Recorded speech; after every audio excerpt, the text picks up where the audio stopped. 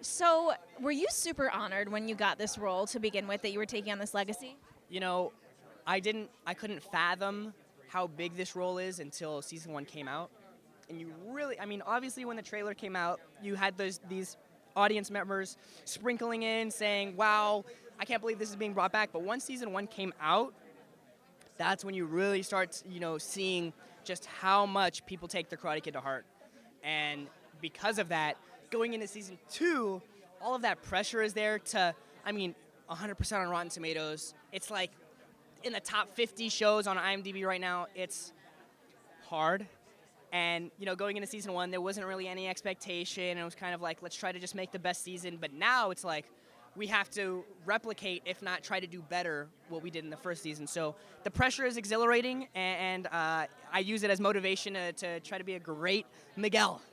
So, Miguel really grew up in the first season, but he kind of turned hard in a way, and very much mirroring the characters in The Karate Kid. So, season two, are we going to see him kind of get stronger, harder? Are we going to see him go back to his sweeter old ways? So I think in season two, we're going to see him really learn to become vulnerable to not only, Johnny Lawrence, but also Marty and the other Cobra Kai members. And I think that's so important as a youth, knowing that there's all these dumb gender roles that we've established for everyone where male means, alpha and you have to be strong.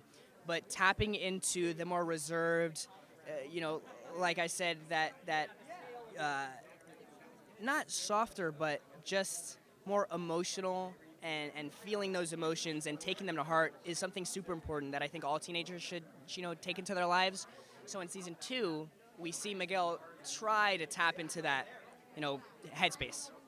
Relationship wise, on screen, love triangle galore, or, perhaps love circle. Who knows these days? It's one big love fest. It's crazy. In season two, we're gonna learn that Miguel has a lot of learning to do about himself, and when it comes to the situation that happened with Sam, really learning from it instead of beating himself up about it. He's gonna attempt to become a better man, and whether or not it pans out, we're gonna see. And one last thing is, what have you learned about yourself through playing Miguel? That it's okay to be vulnerable. It's hard. There's so much pressure being in high school, and letting it get to your head is so easy. But what I've learned, whether or not it be directly from Miguel or some of the bad choices that he's made, are, to take a step back. Like Ferris Bueller said, stop, look around, because life will pass you. And really taking that to heart is what I've learned from Miguel. Awesome. Thank you so much. Pleasure to meet you.